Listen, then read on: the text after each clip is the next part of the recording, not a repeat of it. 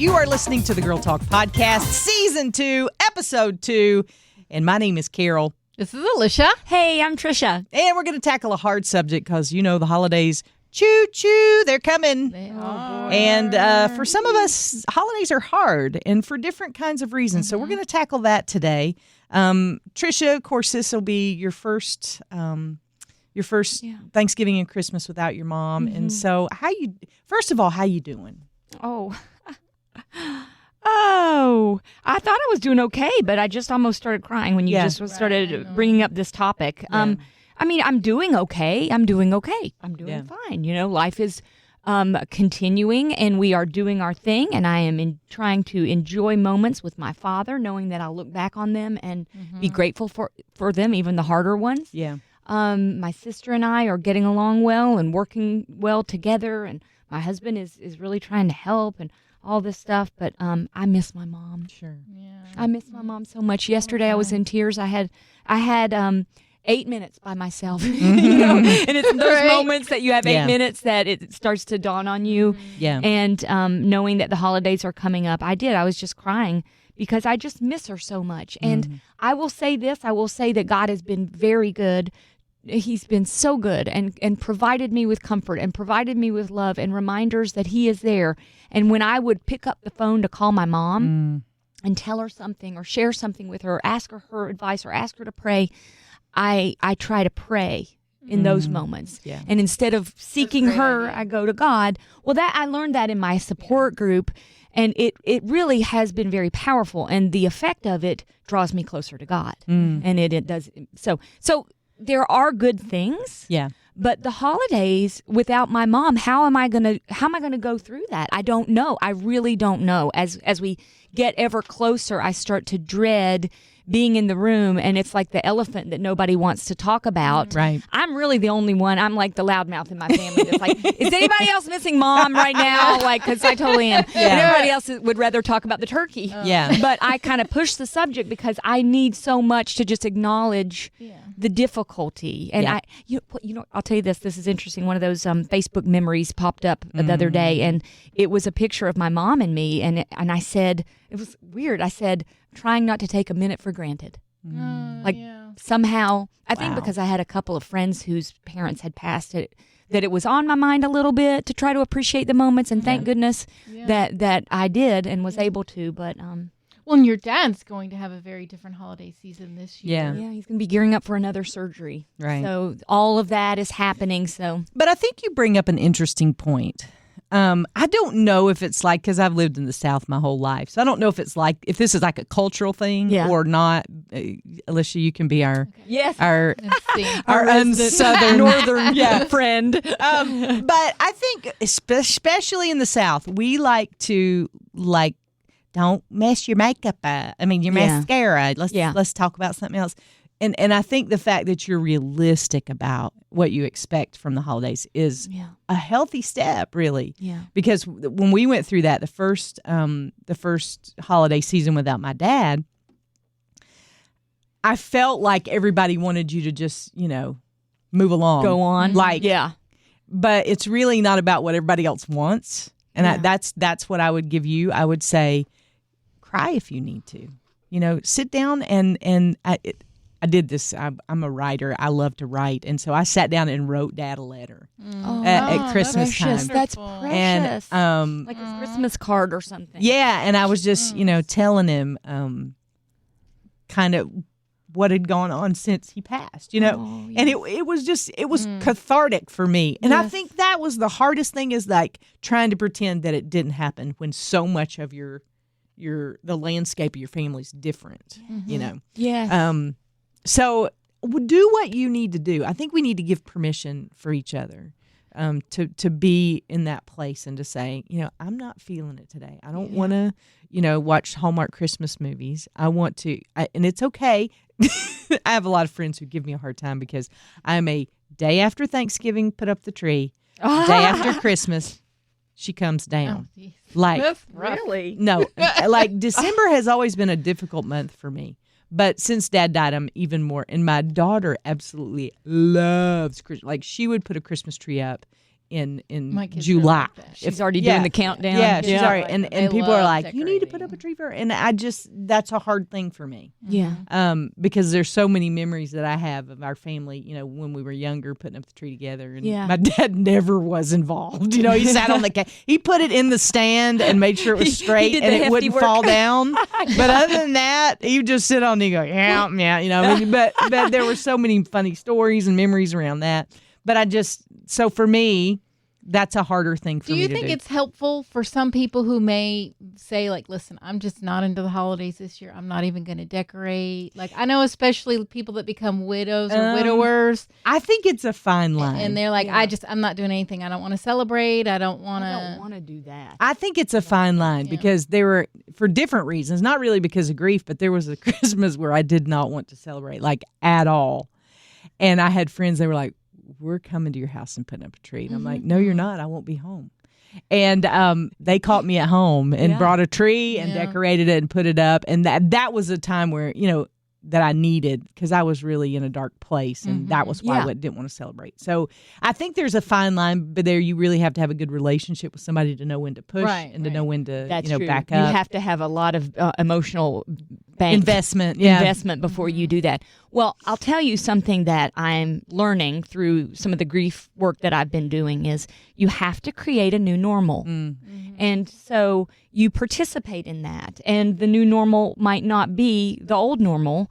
Well, it won't be, of course. Sure. But you participate and you figure out some of the things that you want to do, what matters to you. And one of the grief support things that I saw, like when a husband lost his wife, so a spouse situation, and he really felt bereft. Well, he started to do something that he'd never done before, and I forget what it was. I don't know if it was like watching football or going out and chopping trees or something. I forget what it was, but the idea was it was something that he always kind of wanted to do, but had never done because that wasn't what they did together. Right. But now that she's gone, he's going, well, what is it that's going to make me feel good about this time, that's going to help me glorify God and celebrate the season, but something for me.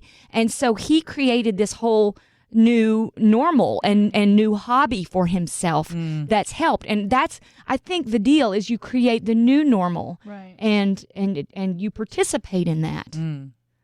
Yeah, and I think talking about it to people, I have a friend who lost her son, and one of her fears is that people will forget. Yeah, yes, it would be. And so every once in a while we'll have a conversation about her son. Yes. And she's like, nobody wants to talk about it because they're afraid I'll get upset. And I have experienced that about my dad because I have a sister who she and I can tell stories all day long. Like my dad was the biggest jokester that ever lived, and he was so funny.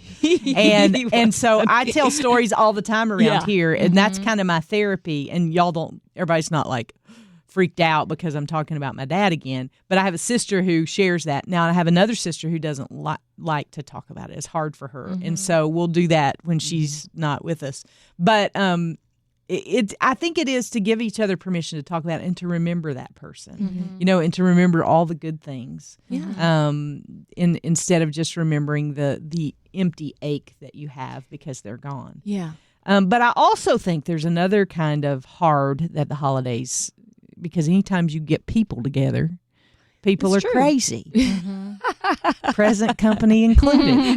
Yeah. So, I don't want to in any way minimize the grief aspect, but I know that relationships are hard and everybody expects you to get together with people that you don't talk to all year for the holidays and act like the cleavers when you just want to grab a cleaver, sometimes. Yeah. And Eddie Haskell shows up every single time. But I think there's some common thread in that. There are two things that I have started to do that have been very helpful for me. I don't know if you'll be like this or not, but these have been very helpful for me. One is I have to manage my expectations. Going into it, I have to know either this is a difficult relationship or this is a hard time of year for me. And so what does that look like? What is it that I need to do to either prepare or to kind of strengthen myself for, what's going to happen depending on the situation. So I have to manage my expectations. And then when I'm in the situation, I have to manage my emotions.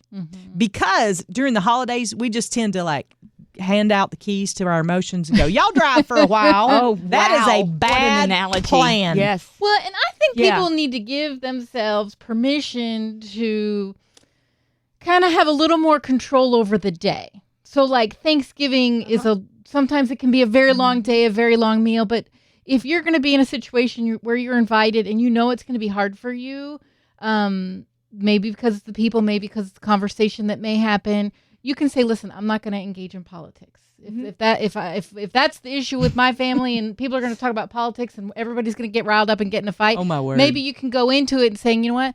I've just decided I'm not going to talk about politics today. That's fair. And That's don't- so fair. Don't wear your political T-shirt or your hat to Thanksgiving No, dinner. no pot stirring. You know what? And maybe it's, I'm Only going to stir duck the out gravy. before dessert because I can only handle so much this year. Well, Like set your own rules of you don't have like to that. engage in the whole thing the whole day the way everybody else is going to. You can modify it and still participate and do it your way. yeah, and I think that's expectations and emotions, Yeah. and keeping a check on those things and saying, this is where I'm at, and I am an adult, and I can leave. Right. That's yes. And Okay.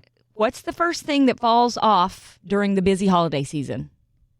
Taking care of yourself. Yes. Taking time for you, journaling, exercising, taking, eating good foods for yourself. The things that we typically do to manage our emotions and our expectations and And our our feelings in the stress. moment, our stress level, we let that fall away because there's this party or that get together or this need. Let's all at do work. a turkey trot.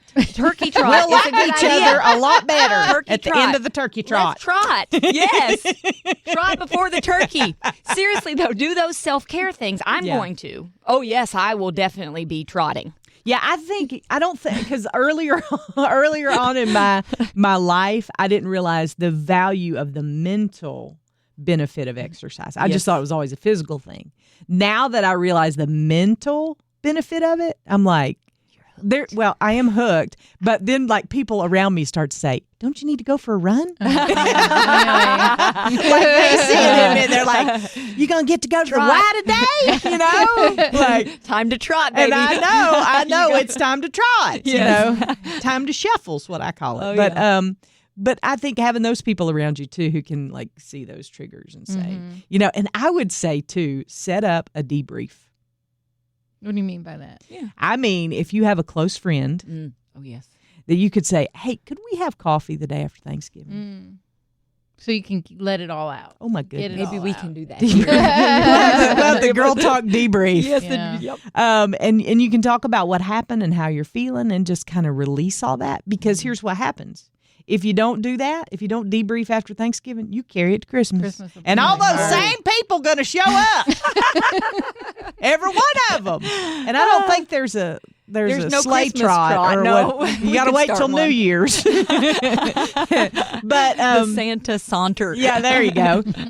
But I think it's important to have somebody that you can debrief. It's maybe a spouse. It may be, somebody who's there. It may be a sister or whoever it is. It probably needs to be somebody who's not emotionally engaged in a situation. But find somebody to just say, hey, can we just sit down for a few minutes? Because what I found is that actually what I was feeling, once I say it, I'm like, the feeling loses its power. Like, Yeah. It disperses. yeah. It's Yeah. like I was like frustrated about that. And now that I've said it, it doesn't even make any sense and it's silly. And okay, I can put that in its place. It's not like I need a counselor to sit down with me and say, you need to, sit down on my couch and I'm going to get a yellow legal pad and write down your problems. But it does help me to be able to talk through things. I know what I need to do usually, but just saying it out loud helps me kind of process through it. So I've got another. I know several people who are lonely at the holidays. Yeah. Their like I live far away from my family, and we don't get together for every holiday. It's very rare that I actually get to be with them at the holidays. But I have my own immediate family that I always can rely on. But I know some people whose kids are grown and they're not going to see any of them, or a widow or Military.